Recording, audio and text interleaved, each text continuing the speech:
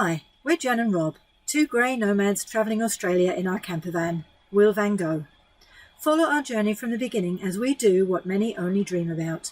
So we left Bully, headed north and went to the Lane Cove Holiday Park in Sydney, before moving on to our house-sitting job in Castle Hill. And there we are in Sydney. Beautiful sunny weather. Darling Harbour at its best. Where I used to work. I used to work in one of those buildings, actually. And no, that's not one of our yachts sitting there on the water. There's James and Bridget. And that, believe it or not, was my birthday. All right, so you may be wondering why we're returning to Sydney. Well, Robert and I decided that, in fact, we were going around the wrong way. Yeah, we were going to go across the south in the winter when it was cold, and then we'd have ended up going across the north in the summer when it was hot. Although we were going back on ourselves, at least we got to see the kids again and do some personal stuff.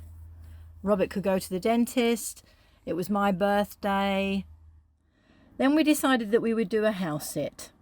We thought we'd try this out, and lucky enough we were approached by a really lovely lady who wanted us to look after her two dogs, Madam and Eve. And they were really nice, weren't they? Very, very nice cute, dogs. Yeah, very, very nice dogs. There they are sunning themselves. Then we went out with Peter and Bex again. Yep. Drunk loads of beer. No, didn't drink loads of beer. That was a display they had at Castle Hill Shopping Centre. Then I did some work on the van. I wired in a couple of extra USB sockets. For my fairy lights. I have some fairy lights going around the top of the van. And may I say, he did an excellent job. Because we were parked up for 10 days and the fridge was on in the van, we managed to run the batteries down to absolute zero, which meant that they couldn't be charged because our system didn't even know they existed.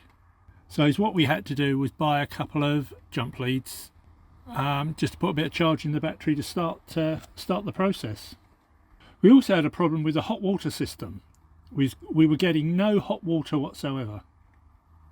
So I had to work out what was going on, because I had to do a fix before we continued our journey. Then we decided to go to the Easter show, as they didn't have one last year because of the COVID. So we went this year and it was packed. Could not believe how many people were there. But the displays were very, very good. You wouldn't know COVID was on at all, would you? No. No mask wearing. No social distancing. As you can see, quite a few people there. The displays were very good. The displays were very good. And no, we didn't buy any nougat. Wanted some. Yeah, that's the old girl. There she's gone. She's off. Don't ask me where I'm going, but... Hot dog on a stick. Sounds wonderful. Yeah.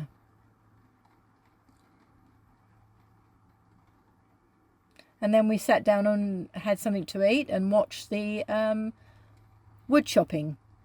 Yeah, it's quite a big event there, the wood chopping. Yeah. And then while we were watching the wood chopping, they did the Easter show parade, which was pretty good. Singing and all the floats.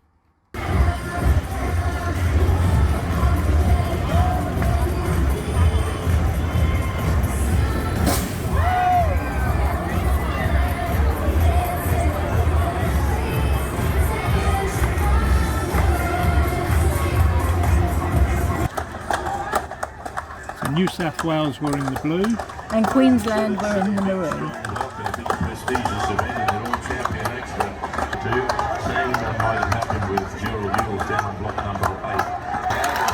Woo!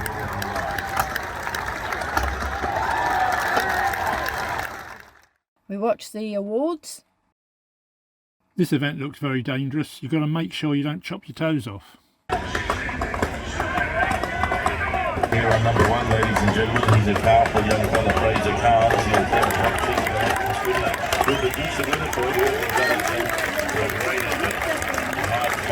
This is the show bag arena.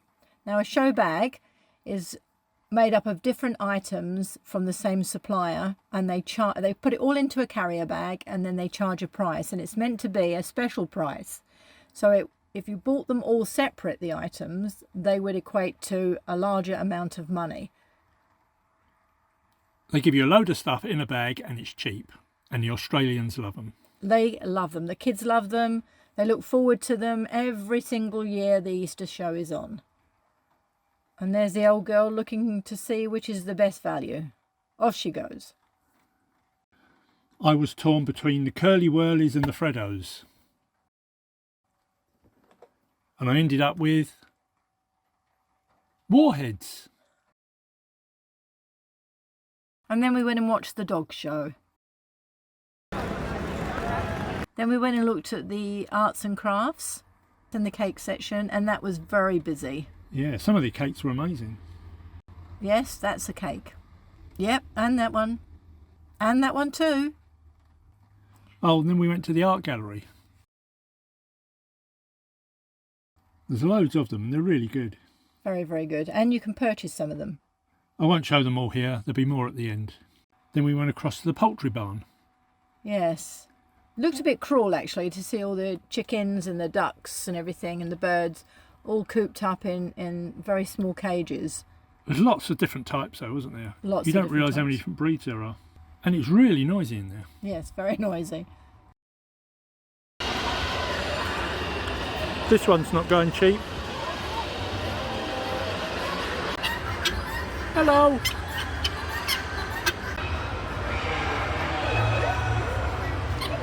And this is the champion.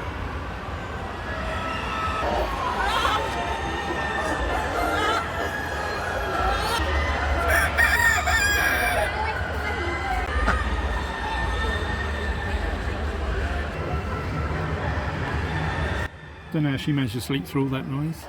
Then on to the cattle pavilion, where we saw the pigs and the piglets. And the piglets. What one's your favourite, Jan?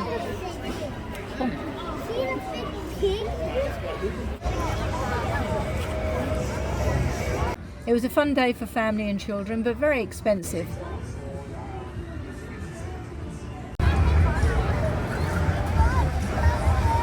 And then it was time to say goodbye and go home.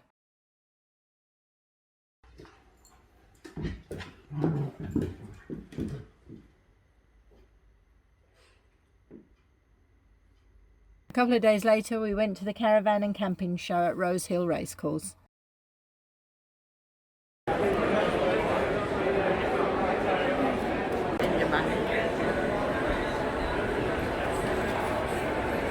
Some very impressive vans there. And some very impressive prices. Now I think Jan wanted to get a new van, and I thought she said a new fan. So we ended up with this. So I still hadn't fixed the hot water, but I checked out all the pipes and everything seemed okay. It was working at the beginning, but then it just stopped. To be continued. Is there any more balls around me to wait? 770 metre away is a corner away, but he now $770,000 bid. Do you want me to go around the corner away, but he now, if you like, 770,000 metre away? Here. James and Bridget found an apartment that they liked, needed a bit of work on it, but they were happy to do the work on it.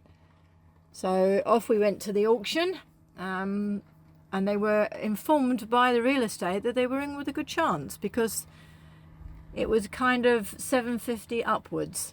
That's 750,000 upwards. $1 million, there we go. $1 million bid away is of course, sir. But it's very difficult for the youngsters because they just keep getting outbid. Yes. They got no chance really. Prices just keep going up and up. So we just stood there and watched the auction go on around us, and it went for an extortionate price. Third and final call, $1,096,000. All finished, all silent, all done. Sir, it's all yours, $1,096,000. Just out for a quick walk. This is Cove Park.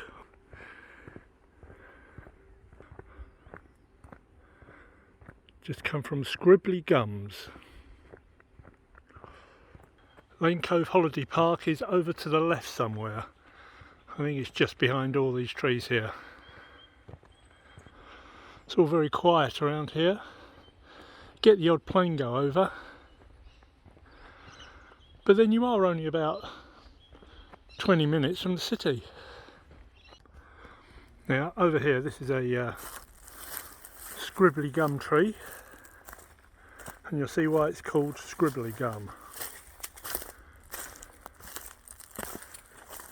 Now if you look at the trunk, it looks like someone scribbled all over it with a pen. I think it's just some sort of worm that lives in the bark or in the trunk. Back on the park now. The reserve is over there to the left. That's where I just come from. Another 100 yards or so and you come to our van. Bye bye. Bye. Hit the like button and subscribe.